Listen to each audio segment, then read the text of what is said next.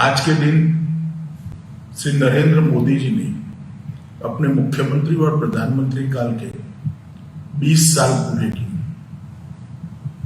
और इस 20 साल का आकलन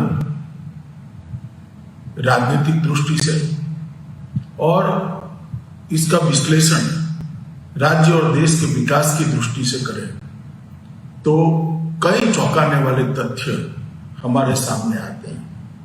इसके कई डायमेंशन हैं। मैं ज्यादा बात करना नहीं चाहता, परंतु इतना जरूर कहना चाहता हूं कि ये 20 साल कुल मिलाकर संविधान निर्माताओं ने जो कल्पना की थी कि मल्टी पार्टी डेमोक्रेटिक सिस्टम की मर्यादाओं के अंदर ही कल्याण राज्य की रचना कैसे हो सकती है, उसको चरितार्थ करने में श्री नरेंद्र मोदी जी का नेतृत्व सफल रहा है।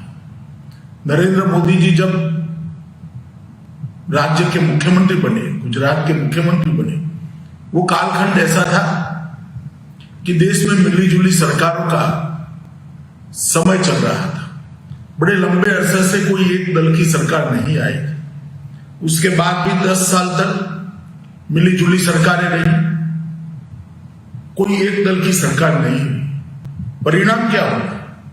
बेहिसाब भ्रष्टाचार, तुष्टीकरण के कारण सुरक्षा के साथ समझौते, रीढ़ की हड्डी वगैरह की विदेश नीति और गरीब कल्याण की जगह गरीब को वोट बैंक समझकर चलाने वाली अर्धनीति। इसके परिणाम स्वरूप देश के अंदर एक प्रकार का लोकतंत्र के अंदर देश की जनता में अविश्वास जन्मा था कि क्या मल्टी पार्टी डेमोक्रेटिक सिस्टम के अंदर ये संभव है कि हमारे संविधान निर्माताओं का स्वप्न जो था कल्याण राज्य की स्थापना का वो पूर्ण हो सके। पहले गुजरात और बाद में देश, दोनों जगह पे जब जनता ने मौका दिया, मोदी जी ने इसको चरितार्थ करने का प्रयास किया। गुजरात के अंदर 0 डेफिसिट बजट दिए, सब पीएसयू को प्रॉफिट में लाकर पीएसयू भी अच्छे से चल सकते हैं ऐसा विश्वास जगाया। गरीब कल्याण का एक नया मॉडल कि उसको टुकड़े नहीं फेंकने, इसका सम्मान भी रहे, जीवन स्तर भी ऊपर आए और उसको रोजगारी भी मिले। इस प्रकार की योजनाएं लेकर नरेंद्र भैया है, चाहे वो आदिवासी हो, चाहे सागर किनारे रहने वाला मछुआरा भाई हो, सबके लिए सर्वस्पर्शीय सर्वसमावेशक विकास का एक मॉडल मोदी जी ने सबके सामने रखा। भ्रष्टाचार पर करारा आघात करना, सरहदी राज्य होने के नाते गुजरात की सुरक्षा को, सरहदों की सुरक्षा को सुनिश्चित किया और इसका परिणाम ये हुआ कि इसकी जो सुगंध फैली देश भर के अंदर 2014 के चुनाव में जब पार्टी ने मौका दिया मोदी जी को, प्रधानमंत्री पद का प्रत्याशी बनाया, देश की जनता चट्टान की तरह मोदी जी के साथ खड़ी हो गई और 30 साल बाद पूर्ण बहुमत की सरकार किसी एक दल को बनाने का मौका दिया। एनडीए की सरकार बनी और पहली बार पूर्ण बहुमत के साथ किसी गैर कांग्रेसी दल का नेता इस देश का प्रधानमंत्री बना और बाद में प्रधानमंत्री नाते 60 करोड़ गरीबों के कल्याण के लिए पीछे मुड़कर मोदी जी ने कुछ नहीं किया। उनको वोट बैंक समझने की जगह उनके प्रति संवेदना से, अनुकंपा से और उनका हाथ पकड़कर ऊपर उठाने के लिए सरकार आगे आई। उसको घर दिया, उसको बिजली दी, घर में गैस का सिलेंडर दिया, शौचालय दिया, बिजली दी, स्वास्थ्य सेवाएं दी, किसान को हर साल 6,000 रुपया दिया, किसानों के बजट के अंदर बहुत बड़ी बढ़ोतरी की, मिनिमम सपोर्ट प्राइस को स्वामीनाथन कमीशन के रिपोर्ट के बराबर कर दिया। ढेर सारे गरीब कल्याण के काम, किसान कल्याण के काम नरेंद्र मोदी सरकार ने हाथ में लिए। उसके साथ अर्थतंत्र के अंदर भी रिफॉर्म चालू करे, देश की सुरक्षा को सुनिश्चित करने का भी काम किया, चाहे एयर स्ट्राइक हो, चाहे सर्जिकल स्ट्राइक हो।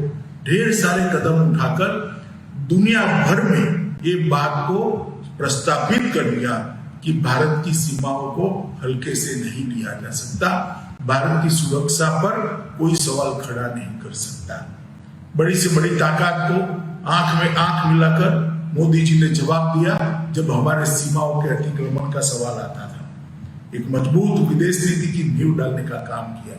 आजादी के बाद पहली बार दुनिया को अनुभव कराया कि 130 करोड़ का देश इसको कोई हल्के से नहीं ले सकता। एक और तो सबके साथ रिश्ते भी सुधारे और दूसरी ओर जहां पर फर्म स्टैंड लेने की जरूरत पड़ी, भारत के हित में हो, भारत के लोगों के हित में हो, भारत के गरीबों के हित में हो, वहां पर एक मजबूत आधार वाला निर्णय भी उन्होंने दिया।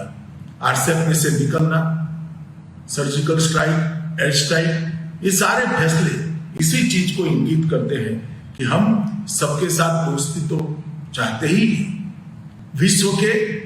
पूरे विश्व के साथ रहना चाहते हैं, परंतु भारत के लोगों का कल्याण हमारे लिए प्रमुख मुद्दा है। हर योजना से, अपने दृष्टिकोण से, अपने विजन से उन्होंने साइज और स्केल दोनों को बदलने का प्रयास भी किया और सफलता भी अर्जित की। अब कुछ घरों में शौचालय पहुंचेगा ऐसा नहीं होगा, हर घर में शौचालय पहुंचेगा, हर गरीब को घर मिलेगा, हर घर में पीने का पानी पहुंचेगा। एक प्रकार से निर्णयों की साइज और स्केल को बदलकर एक नया आत्मविश्वास भारत की जनता में खड़ा किया, जो 2004 से 2014 तक लोकतंत्र के प्रति एक श्रद्धा डिग गई थी। वो श्रद्धा को पुनः प्रस्तापित करने का प्रधानमंत्री जी ने सफल प्रयास किया है और इसके परिणाम भी मिले हैं। मेरा सौभाग्य है कि जब वो गुजरात में थे तब भी मैं उनका मंत्रिमंडल का साथी रहा, जब वो यहाँ प्रधानमंत्री बने पार्टी अध्यक्ष के नाते और बाद में कैबिनेट के साथी के नाते मुझे उन्होंने काम करने का मौका दिया। और मैं इतना कहना चाहता हूँ, भारतीय जनता पार्टी के कार्यकर्ताओं के लिए एक गौरव का विषय है कि भारतीय जनता पार्टी का एक नेता आज इतनी बड़ी जन स्वीकृति प्राप्त कर देश के कल्याण के प्रति समर्पित जीवन जी रहा है। देश की जनता भी आज ये महसूस कर रही है कि हमारा नेतृत्व एक ऐसा व्यक्ति कर रहा है जिसका निजी कुछ नहीं है, केवल और केवल भारत का कल्याण, भारत का गौरव और भारत को समृद्ध और सुरक्षित बनाना ही उसका लक्ष्य है। हम सब आज के दिन प्रभु से प्रार्थना करते हैं कि लंबे समय तक श्री मोदी जी हमारा नेतृत्व करते रहे और भारत का नेतृत्व करते रहे, यही ईश्वर प्रार्थना।